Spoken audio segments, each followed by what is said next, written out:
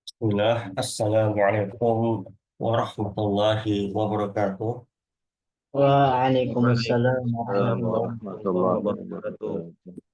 Alhamdulillah ala ihsanih wa syukru lahu ala taufiqih wa amtinayih wa ashhadu an la ilaha illallah wahdahu la syarika lahu ta'ziman li sya'nih wa ashhadu anna Muhammadan abduhu wa rasuluhu ad-da'i ila ridwanih. Allahumma salli ala Muhammad wa ala alihi wa ashabihi wa ikhwani.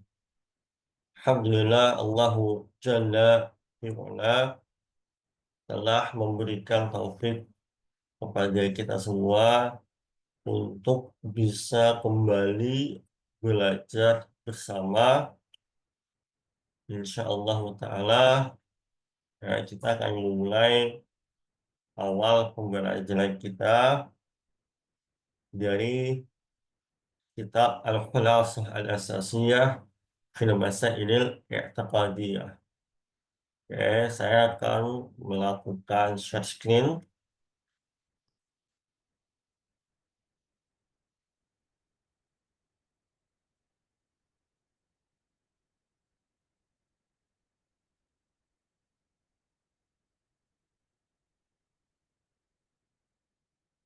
Apakah sudah muncul, teman-teman?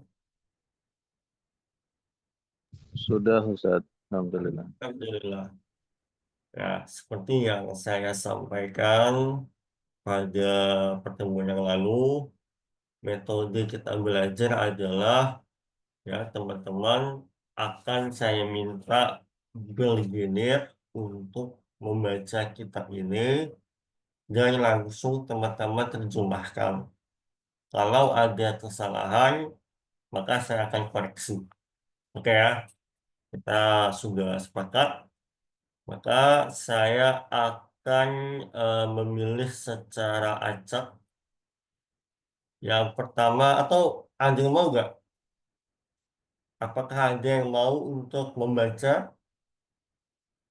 Oke, bagus. Pak Wahyudi, silakan on mic. Assalamualaikum Pak Wahyudi. Waalaikumsalam Ustaz. Oke, antum baca dari mat tauhidu sampai dengan ini wasyara'an.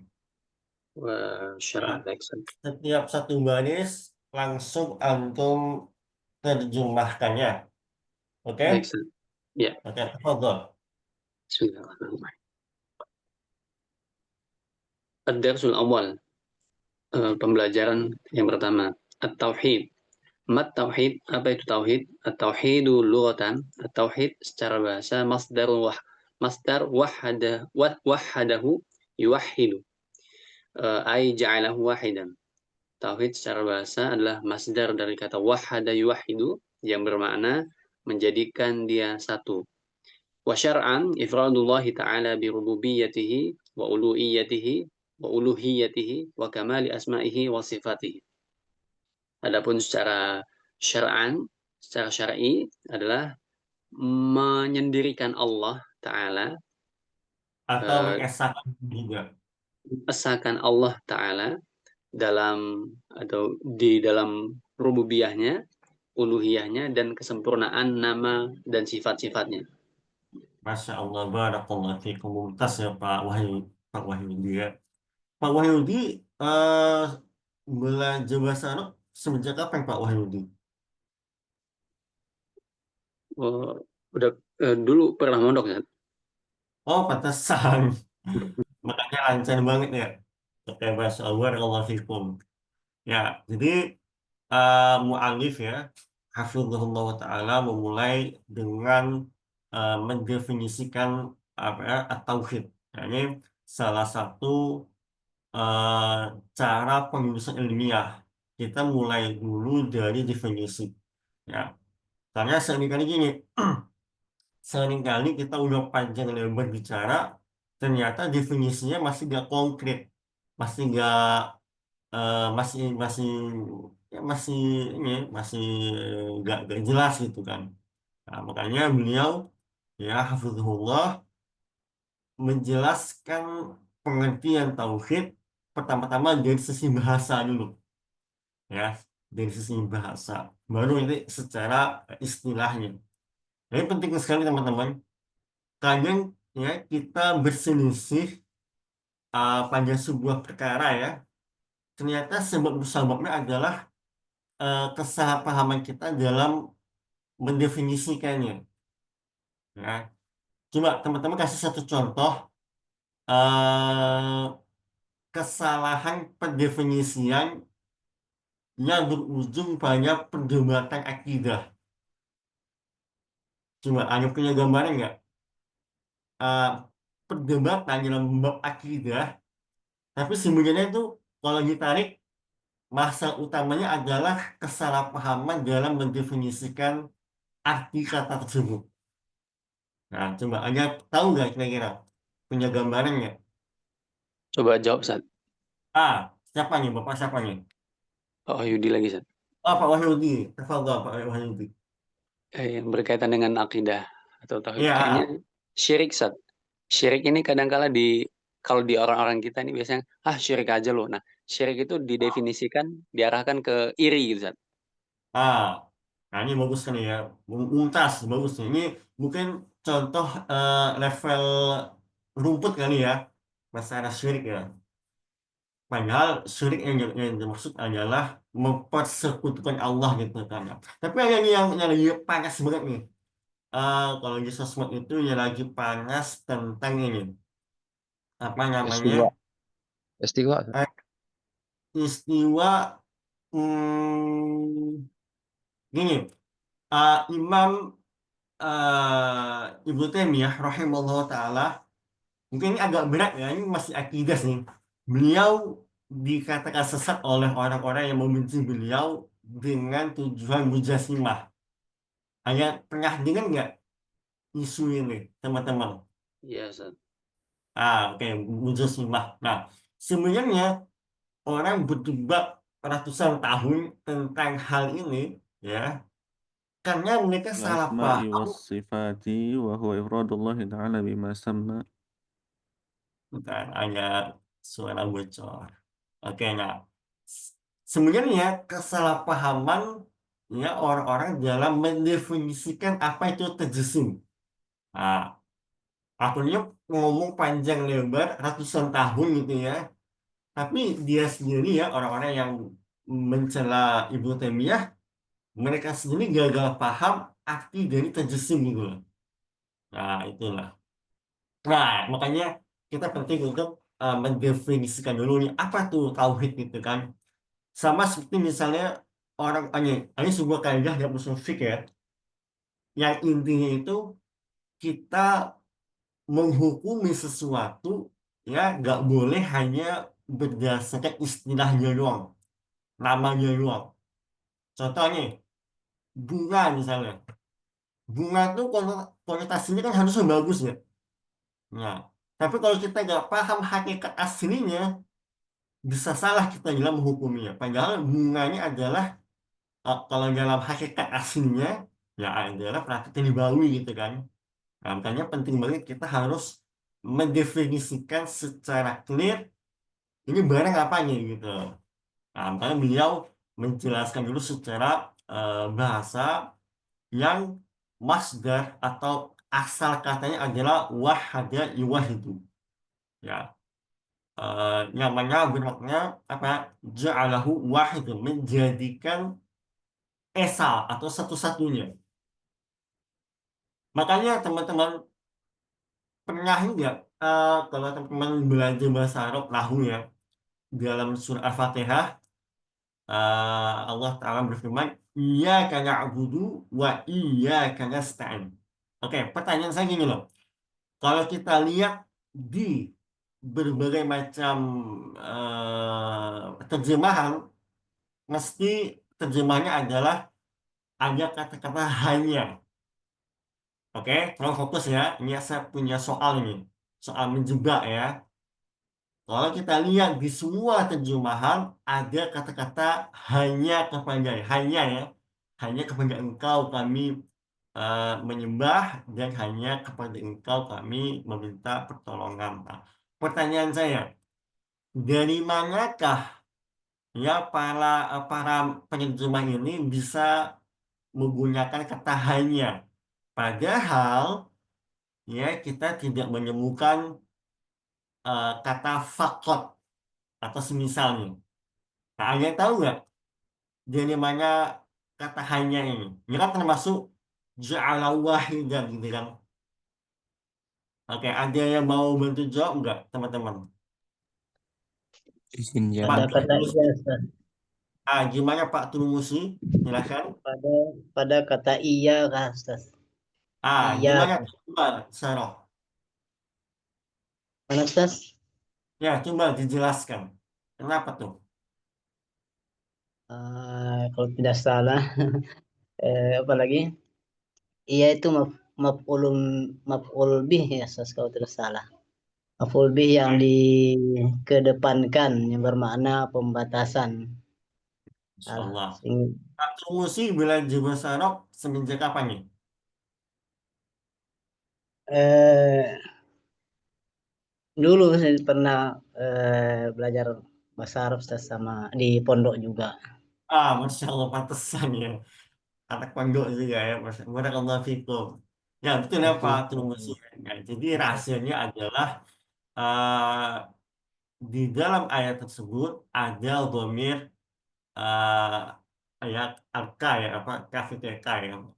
Itu kan sebenarnya kalau pakai eh, apa namanya format yang biasa itu kan bisa aja na'buduka.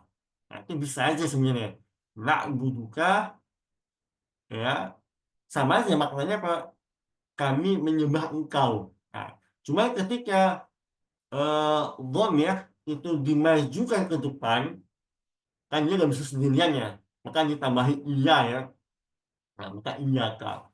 Nah, ini bermakna pengkhususan ya ja'alahu wahidan makanya kita boleh menerjemahkan hanya kepada engkau kami beribadah. Itu rahasianya teman-teman bisa mendapatkan pelajaran ini di pelajaran balaghah ya balaghah.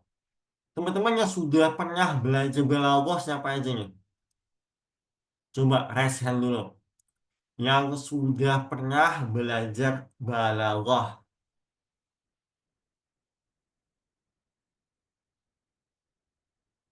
Oh, cuma pakai musi ya. Oke, oke. Nah, Masya Allah. Nah, kemudian mu'alif hafizahullah ta'ala beliau langsung menjelaskan secara istilah ya istilah syariat maksudnya ya tauhid itu adalah ifradullahi ta'ala yang mengesahkan Allah ta'ala dalam hal apa? Nah, ini tiga nih. Pertama, birububiyatihi ya dengan uh, rububiyah Allah. Nanti kita bahas ya, ada pembahasan di bawahnya apa itu rububiyah gitu ya. Kemudian kita mengesahkan Allah Ta'ala dalam uluhiyah dan yang terakhir dalam kesempurnaan asma dan sifat Allah Ta'ala. Nah, saya ada pertanyaan nih. Ya, teman-teman tolong fokus ya, teman-teman ya. Ini soal jebakan ya. Ya, ini soal jebakan. Em, di zaman para salaf ya, itu tidak dikenal ya pembagian seperti ini. Ya, saya ulangi lagi, di zaman salaf ya itu gak ada tuh apa namanya para sahabat menjelaskan at-tauhidu ifradullahi ta'ala birububiyatihi wa uluhiyatihi wa kamali asma'ihi wa sifatihi. Nah, itu gak ada. Nah, pembagian seperti ini boleh dikatakan itu setelah zaman para salaf ya. Ya, pembuatan rumus seperti ini ya. Ya kan seperti rumus ya. Nah, pertanyaan saya adalah apakah pembagian ini termasuk hal yang tercela karena tidak ada di zaman para salaf? Ada bisa jawab Tidak, Ustaz. soal jebakan ya. Oke, Pak Emir yang raiskan nih. Coba Pak Emir. Bismillah Ustadz. Pembagian kepada 3 jenis tauhid ini bukan suatu yang tercela karena ditujukan untuk menjelaskan maksud dari tauhid tauhid ini. Jika kita kembali kepada Nabi, mungkin tidak ada pembagian itu, tapi karena ada penyimpangan yang membedakan antara tauhid yang satu dan yang lain, seperti penyimpangan pada kaum Quraisy yang membedakan antara rububiyah dan uluhiyah, itu maka harus dijelaskan bahwa tauhid rububiyah saja tidak cukup gitu. Jadi harus tauhid uluhiyah juga gitu Ustaz. Masya Yang Allah. yang Anda tahu Ustaz. Barakallahu fikum. Jazakallah khairannya. Mumtaz ya, bagus sekali. Betul ya. Nah, sama seperti teman-teman, eh, pembahasan usul fiqh itu gak ada ya di zaman para salaf. Tapi kenapa para imam mazhab ya, Imam Syafi'i, kemudian murid-muridnya Imam Ahmad bin Hambal dan seterusnya merumuskan ya pembahasan usul fiqh. Kenapa? Lagi-lagi tujuannya adalah untuk mempermudah belajar. Nah, untuk mempermudah belajar. Termasuk juga para sahabat itu gak ada ilmu nahwu sorof. Ya, para sahabat gak ada ilmu nahwu sorof. Ya, para sahabat gak ada ilmu sorof. Sebentar. Nah, tapi kenapa akhirnya ada pembahasannya nahwu sorof?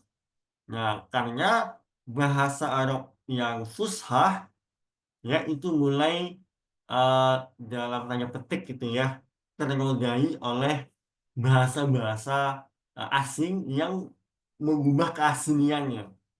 Nah, akhirnya kalau saya tidak keliru ya sahabat Ali bin Thalib mulai memerintahkan untuk ya dibuat aturan baku ya terkait ilmu nahwu. Nah, gitu. Jadi hal-hal yang demikian ini itu sifatnya rumus ya untuk mempermudah para pembelajar. Ya, termasuk juga misalnya kayak nahwu shoroh gitu kan, balaghah gitu kan, nggak ada zaman salaf tuh, nggak ada zaman sahabat. Tapi ini bukan hal tercela karena orang-orang asing, orang awam yang ingin belajar nahwu shoroh itu dipermudah sekali. Nah, pertanyaannya bisa nggak orang nggak belajar bahasa Arab tanpa nahwu shoroh? Bisa aja sebenarnya. Ya, tinggal di taruh mereka di apa perkumpulan suku Badui Arab, lalu biarkan mengalir aja. Tapi pasti ini lama banget, butuh waktu yang lama gitu kan. Ya harus pakai bahasa isyarat dan seterusnya. Nah, makanya dengan adanya rumus-rumus ini ya ilmu nahwu, ilmu shorof ya, kemudian pembagian tauhid ini mempermudah orang-orang yang mau belajar. Lalu poin kedua, kenapa tidak tercela? Nah, karena sebenarnya secara implementasi ya, secara praktek atau praktik ini adalah sesuatu yang sudah dipahami oleh para sahabat. Sama seperti ya dalam masalah nahwu shoroh misalnya. Memang para sahabat ya ketika Rasulullah masih hidup mereka mereka nggak ada belajar nahwu shoroh ya nggak ada tuh kitab Durusulullah ya misalnya. Tapi kan dalam kesehariannya mereka telah mengimplementasikan nahwu shoroh walaupun namanya belum ada gitu kan. Nah, sama juga masalah pembagian tauhid ya. Walaupun pembagian ini belum baku ya ketika Rasulullah masih hidup, tapi dalam implementasinya ya mereka sudah mengamalkannya. Jadi itu ya. Nah, kita akan bahas ya setelah ini apa saja ya 3 jenis tauhid yang dirumuskan oleh para ulama. Oke, ada yang mau baca nggak? Pak Nur Alam, silakan. Tafadhol. Dari Ma'an Wa'u ya Ustaz. Betul. Ma anwa'ut tauhid. Ma anwa'ut tauhid. Apa macam-macam tauhid? Tauhid salah satu anwa'in. Tauhid itu ada 3 jenis atau 3 macam. Yang pertama tauhidur rububiyah, ada tauhid rububiyah, wa huwa ifradullahi subhanahu wa ta'ala bil khalqi wal mulki wat tadbir. Yaitu dan dia adalah pengesaan Allah Subhanahu wa taala dalam penciptaan dan juga kerajaan dan pengelolaan. Ad-dalilu qauluhu ta'ala Allahu khaliqu kulli syai'. Dan dalilnya adalah Allah Subhanahu wa taala berfirman, Allah khaliqu kulli syai', Allah pencipta segala sesuatu. Wa qauluhu alhamdulillahi rabbil alamin. Dan firman-Nya, segala puji bagi Allah Rabb semesta alam. Oke, Lanjut cukup. Ustaz. Masya Allah. Cukup ya. Yakfi, yakfi. Jazakallah khairan ya, Iya, Pak Ustaz. Alam ya. Masya Allah, mumtaz ya, bagus sekali dalam terjemahnya. Oke, yang pertama adalah kita masuk ke tauhid ar-rububiyah. Ya, apa itu? Nah, kata mu'alif apa? Ifradullahi ta'ala, mengesahkan Allah Subhanahu wa ta'ala bila khalqi, ya, dalam ya penciptaan yang Allah lakukan, ya, wal mulki wa tadbir, dalam penguasaan dan pengelolaan. Jadi dalam rububiyah itu teman-teman ada 3 aspek ya. Dan Allah harus diesakan. Pertama adalah penciptaan, kemudian kepemilikan, yang terakhir adalah pengelolaannya.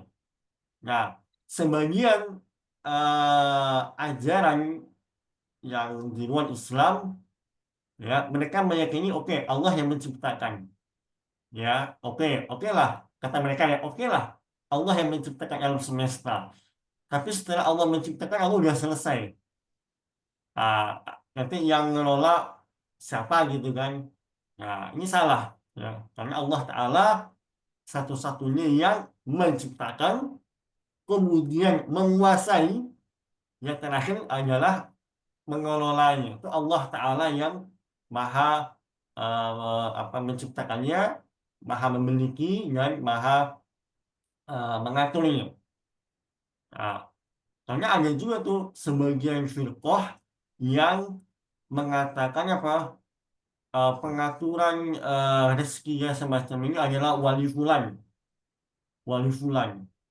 Nah, itu ada kan ya, sebagian orang yang membuat bid'ah dalam perkara akidah. Nah, bahkan ya, kalau saya tidak keliru gitu ya, dalam pemahaman Yahudi, ya, sebagian mereka meyakini Allah Ta'ala memang menciptakan, kemudian udah selesai. Masalah pengaturan rezeki itu beda lagi. Nah, itu ada juga. Nah, kalau orang-orang kafir, ya, mereka meyakini yang mengatur rezeki siapa? Para dewa misalnya, para dewa. Nah, kalau kita melihat orang-orang kafir Quraisy nih, ya, kafir Quraisy, mereka rububiyah mereka pun cacat juga. Memang orang kafir Quraisy jangan dikira tidak mengenal Allah. Coba saya kasih soal jebakan nih. Apa bukti nyata orang kafir Quraisy juga menyembah Allah Ta'ala? Coba teman-teman yang bisa jawab, raise hand dulu. Apa buktinya Allah bangsa kafir Quraisy ya juga menyembah Allah Subhanahu wa Ta'ala? Ayo yang bisa jawab silahkan rasanya Pak Firdan Imanuddin. Tafadhal. Bismillah Apa tadi. bukti nyatanya? Oh, buktinya tanya. Kalau bukti dari dalil sih. Nah, maksudnya bukti yang tampak aja. Oh.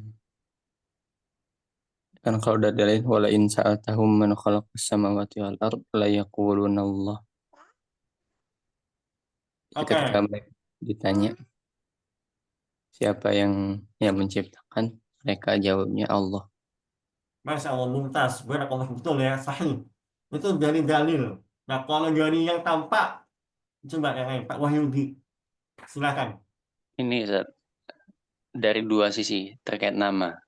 Ka'bah Ah, mereka sebut sebagai Baitullah, kemudian ada ah, orang-orang yang di masa itu namanya sudah Abdullah. Jadi mereka mengenal Allah. Mumtaz. Mumtaz, barakallahu fikum ya. Dua-dua betul ya, Pak Wahyudi betul, Pak Firdan juga betul tadi ya. Nah, eh yang paling tampak adalah penyamaan orang kafir Quraisy ya. Dahulu Abdul Muthalib ya menamai anak beliau dengan nama Abdullah ya, yaitu hamba Allah. Nah, sebenarnya kafir Quraisy ya mereka masih mengambil sebahagian dari ajaran Ibrahim. Makanya mereka juga haji ya, makanya mereka juga haji ya. Tapi sayangnya ini susah panjang banget ya. Ini kalau kita bahas sebenarnya asik ya. Kenapa bisa terjadi kesyirikan pertama kali di Mekah gitu ya. Panjang kisahnya. Fa'ala kulihal, ala kulihal, mereka juga masih menyembah Allah Ta'ala, mereka masih haji, mereka masih sholat dengan cara mereka tentunya. Makanya kan penyimpangan mereka sudah cukup parah ya. Kalau haji itu mereka ya sebagian mereka melakukan sambil ya tidak menggunakan baju sama sekali. Lalu sambil dengan apa tepuk-tepuk. Nah, mereka ubah-ubah gitu kan. Jadi kalau dari segi peribadahan mereka masih ya menyembah Allah Ta'ala, tapi ini ayat tapinya ya. Mereka meyakini Allah yang menciptakan sehingga Allah layak disembah, tapi di saat bersamaan mereka meyakini Allah bukan yang memberikan rezeki ya, bukan Allah yang mengatur alam semesta. Apa bukti nyatanya? Bukti nyatanya mereka membuat sekitar 300-an berhala di sekeliling Ka'bah. Ya, mereka buat berhala dengan keyakinan berhala inilah yang memberi menjadi wasilah ya. Sebagian meyakini yang ngasih rezeki ya, sebagian meyakini sebagai wasilah karena kesyirikannya bertingkat gitu ya. Nah, karena mereka meyakini ada yang zat lain selain Allah yang mengatur alam semesta. Waliyadzubillah. Nah, itu. Makanya mereka dinamai kaum musyrikin ya. Ya. Jadi kalau sebagian ulama ketika menggunakan kata atau frasa kaum musyrikin, ya musyrikin, maka konteksnya adalah mereka yang menyembah Allah dan juga menyembah selain Allah Ta'ala. Ya, ada perserikatan. Nah, gitu. Baik. Dalilnya apa? Nah, dalil dari tauhid rububiyah adalah Allahu khaliqu kulli syai'. Ya, Allah zat yang menciptakan ya segala sesuatu. Nah, ini kalau kita syarah nih ayat ini kita bisa berbulan-bulan ya, teman-teman ya. Ada kitab yang bagus banget ya membahas hal ini yaitu kitab karya Al-Imam Ibnu Katsir rahimahullah tentang Al-Bidayah wa Nihayah. Nah, itu kitab yang bagus sekali menceritakan awal mula ya penciptaan alam semesta. Luar biasa, bagus banget. Eh, Sebenarnya itu kitab yang memang membahas ya dari segala awal gitu ya penciptaan sampai dengan kiamat. Ya, teman-teman kalau ada waktu itu bisa dipelajari kitabnya Al-Bidayah wa Nihayah. Itu bagus banget. Nah, kemudian yang kedua adalah Alhamdulillahirabbil alamin. Segala puji bagi Allah Rabb semesta alam. Nah, saya jadi teringat ya, ada kata Rabb gitu ya. Sebuah kisah yang sahih tentang pasukan bergajah yang menyerang Ka'bah gitu ya. Hadis sahih ya, menceritakan bagaimana kakeknya Rasulullah yakni Abdul Muthalib, ya. Eh, Ketika terjadinya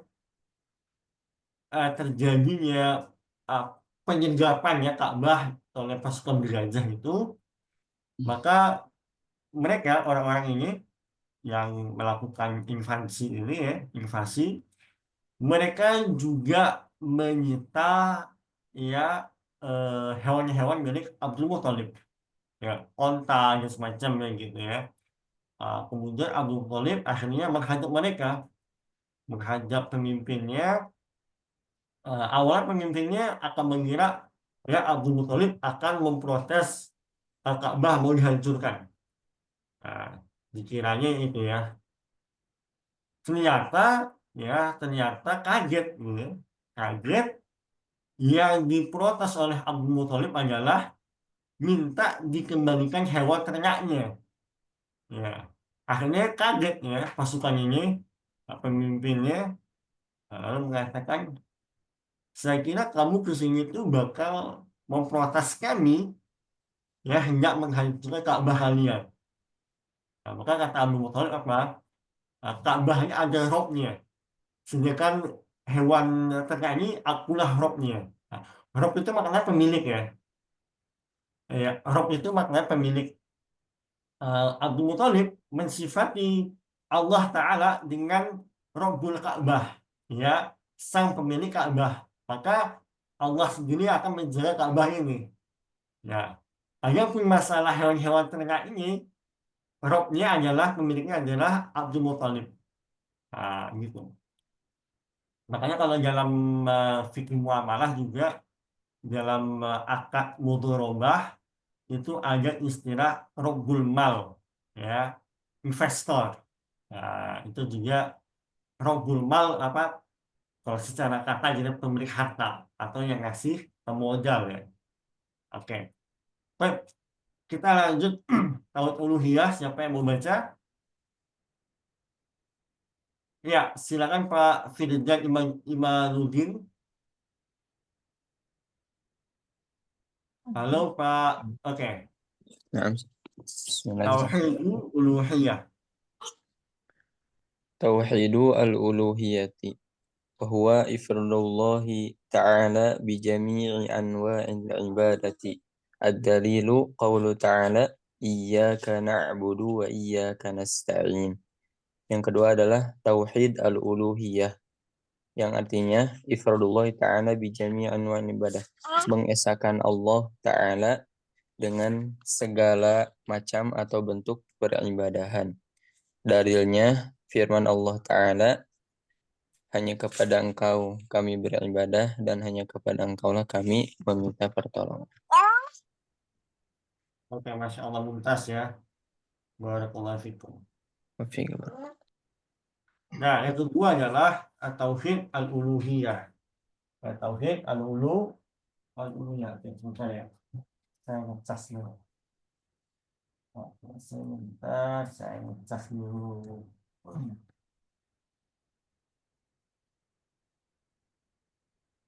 Nah, oke. Yang kedua adalah tauhid al-uluhiyah. Apa definisinya? Ifradullahi ta'ala, yang mengesahkan Allah Subhanahu wa ta'ala bijami'i, ya, dengan segala anwa' ibadah, segala jenis peribadahan. Jadi semua bentuk ibadah kita akan bahas nanti apa saja ibadah itu. Nah, semuanya harus diserahkan kepada Allah Subhanahu wa ta'ala. Dalilnya apa? Nah, yang tadi kita bahas nih. Iyyaka na'budu wa iyyaka nasta'in. Ya, hanya kepada Engkau kami menyembah dan hanya kepada Engkau kami meminta pertolongan. Oke, teman-teman.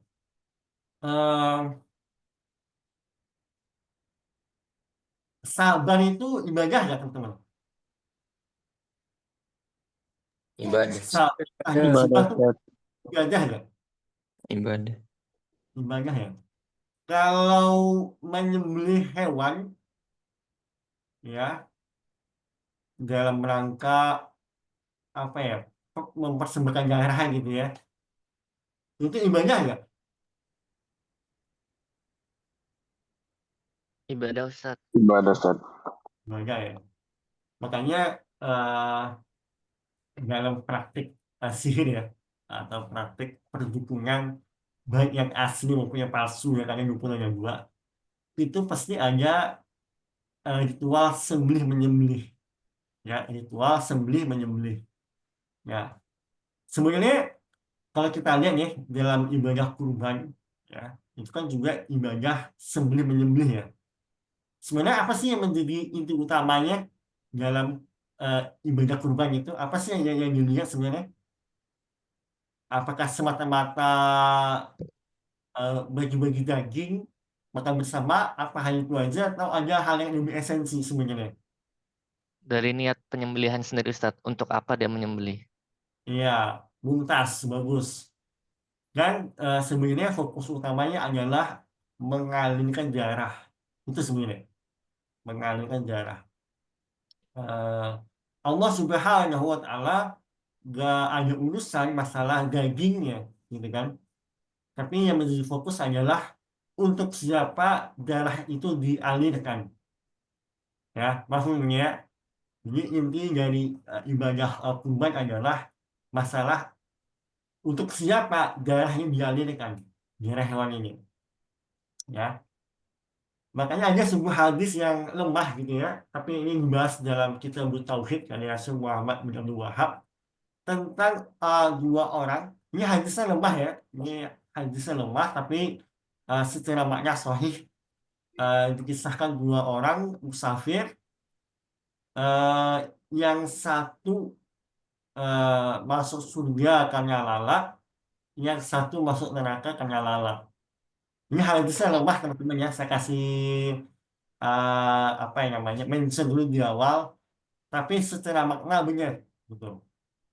Eh, jadi dua orang ini melewati sebuah, ya, dalam tanda petik penguasa wilayah lah gitu ya.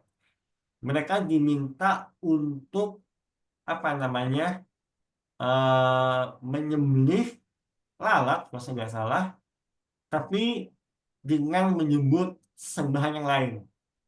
Nah, akhirnya orang yang pertama mengiyakan suruhan itu, dia menyembelih lalat atau membunuh lalat gitu ya, atau nyamuk saya lupa, pokoknya hewan hewan kecil lah, dengan menyebut nama selain Allah.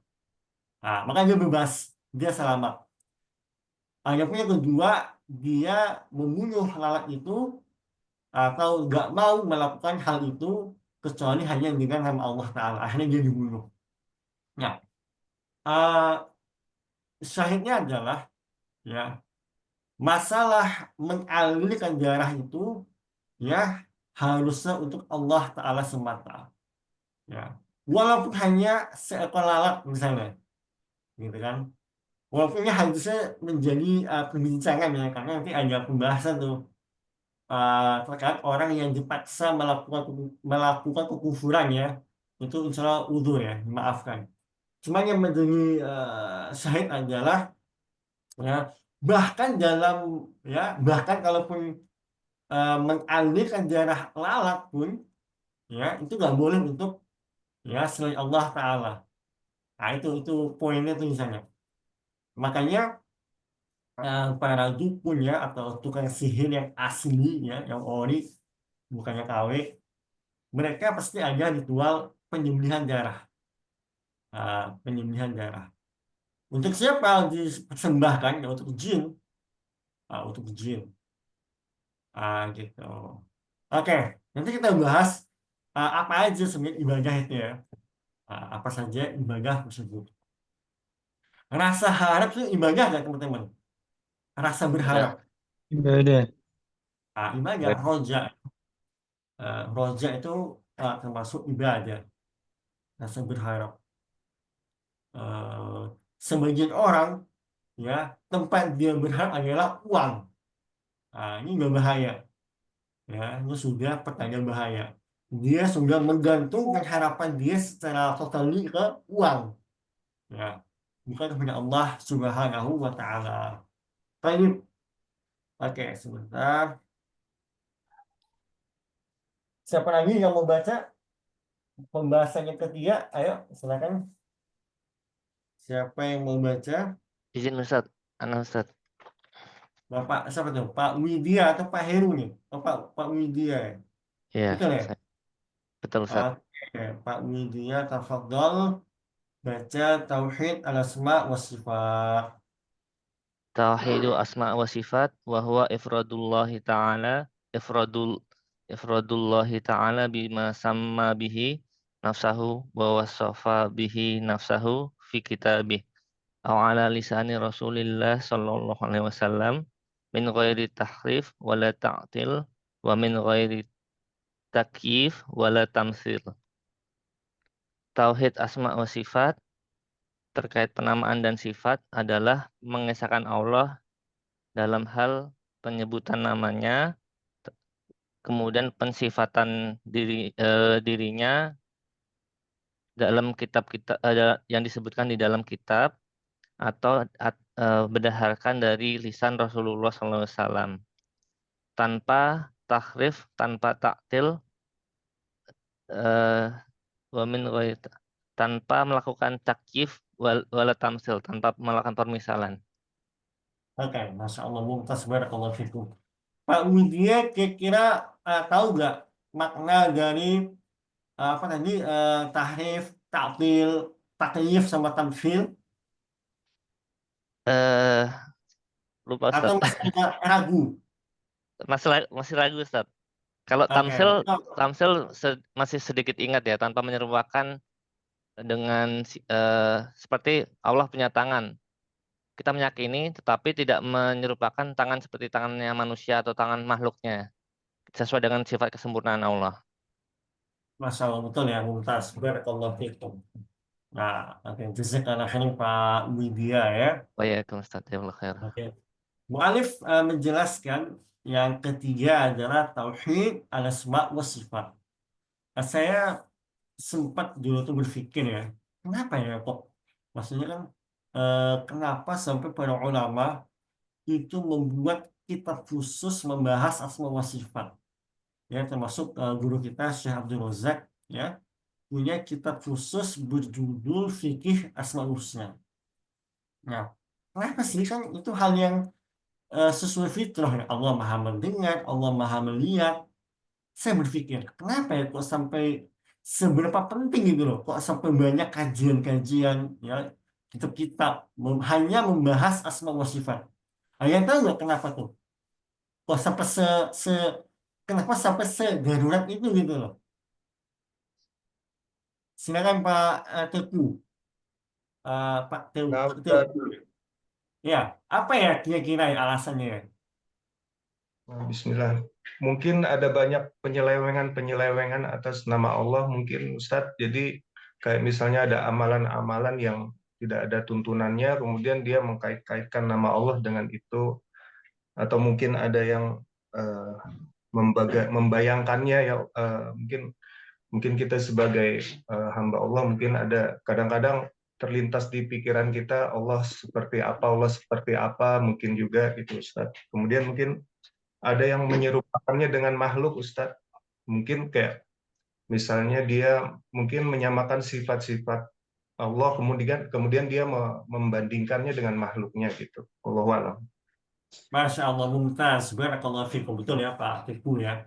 Nah, jadi memang kenapa para ulama termasuk misalnya Syekhul Islam Ibnu Taimiyah rahimahullah begitu gencar ya, begitu concern membahas masalah asma wa sifat. Nah, ternyata memang di zaman para salaf ya, para sahabat, tabi'in dan setelahnya, mereka fair-fair aja dengan semua sifat Allah, mereka mengimani tanpa mereka persoalkan itu loh.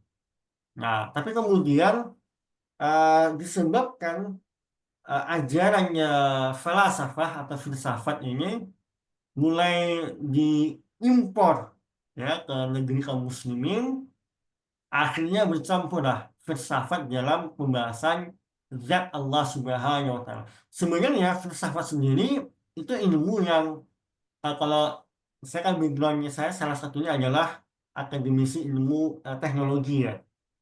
Nah, sebenarnya kalau dalam ilmu medis, dalam ilmu teknologi, sains, itu gak ada soal sama filsafat. Karena filsafat itu eh, dia mencari rasionalitas terhadap sains gitu ya.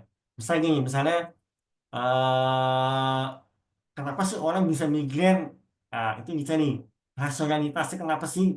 Nah, gitu. Nah, cuma masalahnya menjadi sebuah kerusakan ketika filsafat ini ya dari Yunani ini dipaksakan untuk merasionalkan Allah Subhanahu wa Ta'ala. Jadi akal mereka yang lemah ini dipaksa untuk merasionalkan Allah Subhanahu wa Ta'ala. Padahal dalam pembahasan keimanan ya hal gaib itu kita diperintahkan hanya beriman aja udah. Beriman aja. Terima. Allah Maha melihat itu terima aja. Gak boleh kita mencari-cari kayak mana Allah melihat ya. Enggak, gak usah. Karena kalau udah bab akidah yang keimanan, memang otak kita gak sampai. Contoh sederhana aja, kita gak usah jauh-jauh ya membahas Allah yang maha sempurna gitu ya. Kita bahas aja ruh kita nih. Kita punya ruh kan. Nah, kita aja gak paham ruh itu sebenarnya kayak apa sih? Apakah penyusun atomnya itu dari unsur gas atau unsur karbon kita nggak tahu sampai sekarang. Nggak ada yang tahu. Maksudnya apa? Membahas hal gaib yang sehari-hari melekat pada kita aja kita nggak bisa kita rasionalkan. Apalagi membahas yang lebih besar, yang lebih sempurna, yaitu zat Allah Subhanahu wa Ta'ala. Nah, inilah letak kerusakannya ilmu filsafat ini. Ya, dipaksakan untuk memahami zat Allah Ta'ala. Akhirnya kacau. Nah, akhirnya para ulama ya karena melihat mulai ada percampuran antara ilmu filsafat dengan ilmu agama, akhirnya merusak ilmu agama yang asli. Makanya mereka membuat bantahan-bantahan untuk memurnikan ya, akidah yang sahih. Nah, oke. Nah, kemudian mu'alif menjelaskan ifradullahi ta'ala mengesahkan Allah Subhanahu wa Ta'ala bima samma bihi nafsahu. Ya, mengesahkan Allah pada nama-nama yang Allah sendiri sifatkan dirinya. Nah, ini penting nih. Yang mensifati Allah Maha mendengar, Allah Maha melihat, itu Allah sendiri yang mensifati. Allah yang ya memberikan nama itu. Wa wasafa bihi nafsahu fi kitabihi. Dan yang mensifati Allah Maha Pemurah, ya. Allah Maha dahsyat murkanya, Allah Maha dahsyat azab dan seterusnya. Itu semua yang mensifati Allah Subhanahu wa Ta'ala. Maka gak pantas ya gak pantas sebagian orang yang menolak sifat Allah dengan akal dia. Gak pantas. Kenapa? Karena yang memberikan nama dan sifat itu Allah sendiri kok.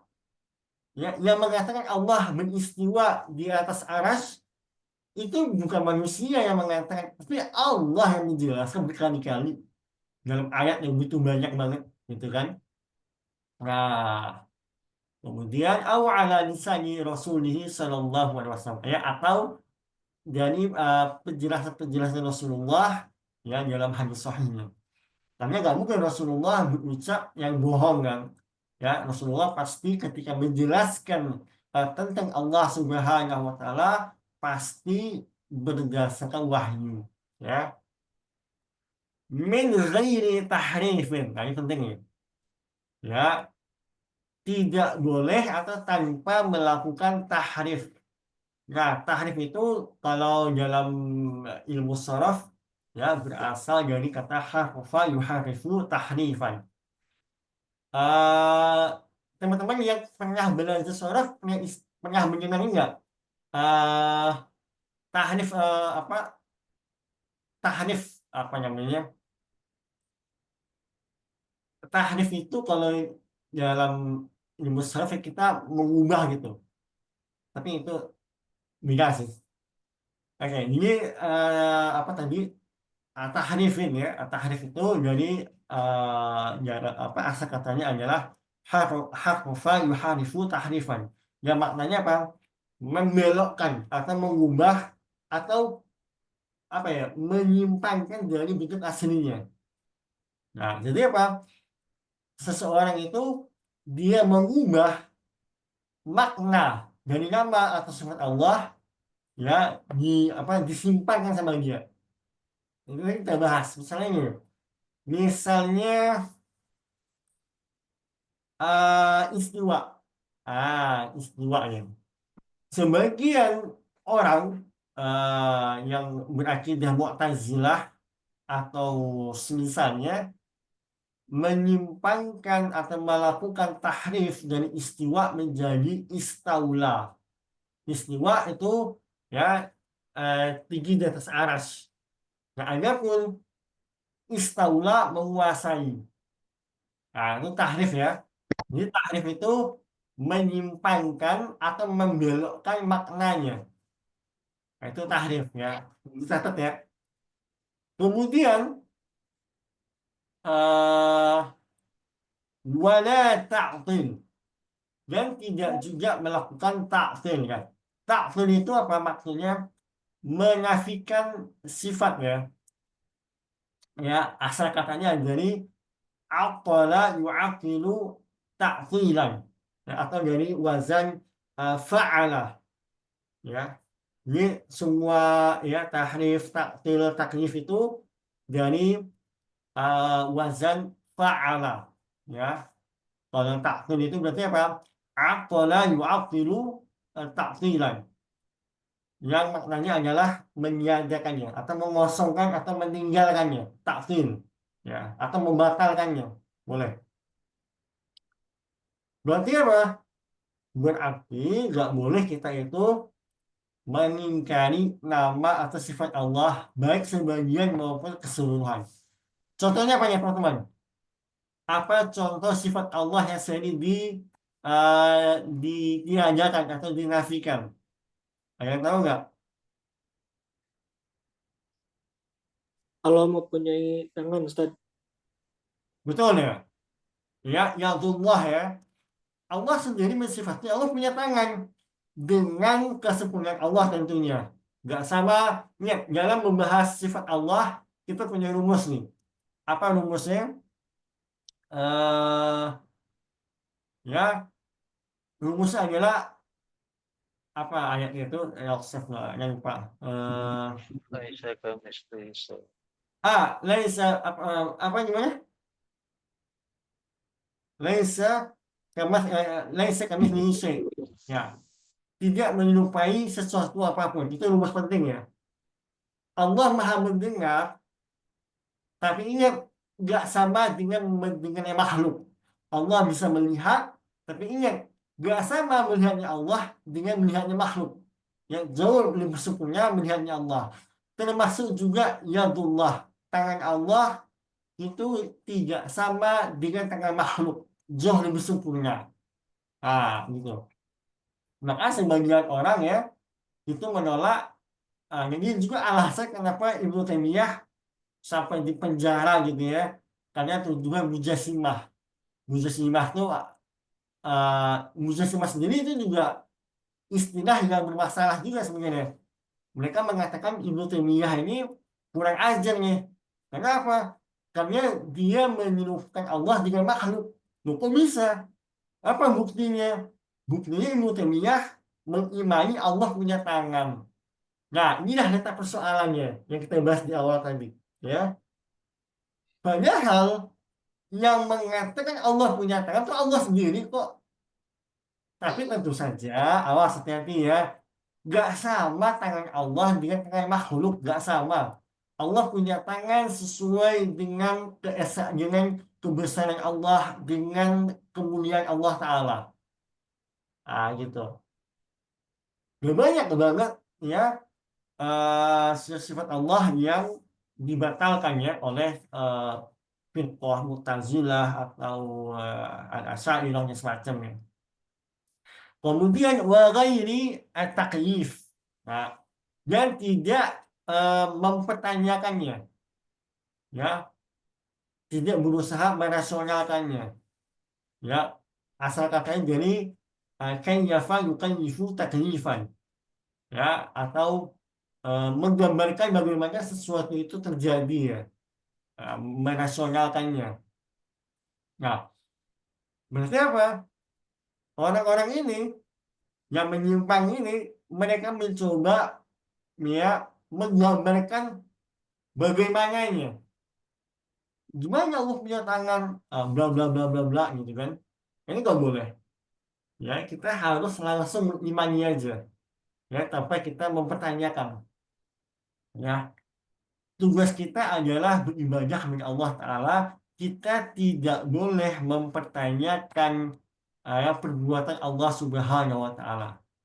Ya, nggak boleh kita pertanyaan. Misalnya ini, kenapa Allah Ta'ala memasukkan iblis ke dalam jahanam? Itu itu itu adalah perbuatan Allah yang kita nggak boleh pertanyakan, gitu kan? Ya. Kemudian yang terakhir tadi apa? Wala tamfil, dan tidak menyerupakan Allah dengan sesuatu apapun. Baik, eh, secara materi saya cukupkan dulu teman-teman. Kalau ada pertanyaan saya persilahkan. Kalau ada pertanyaan saya persilahkan. Apakah ada pertanyaan? Sudah cukup jelas ya teman-teman ya? Jelas Ustaz. Oke, alhamdulillah. Jazakumullah khairan ya setelah hadir pada pertemuan kali ini. Senang bisa belajar bersama ya dengan teman-teman. Insya Allah kita berjumpa kembali pada pertemuan yang akan datang. Tadi kita kelewatan satu dalil ya. Insya Allah kita masuk ke dalil ini ya. Ya, ini. Insya Allah Ta'ala. Oke, kita akhiri dengan doa kafaratul majelis. Subhanakallahumma wa bihamdika asyhadu an la ilaha illa anta wa astaghfiruka wa atubu ilaik. Wassalamualaikum warahmatullahi wabarakatuh. Jazakumullah khairan. Waalaikumsalam Waalaikumsalam warahmatullahi warahmatullahi wabarakatuh. wabarakatuh. Waalaikumsalam. Shukron.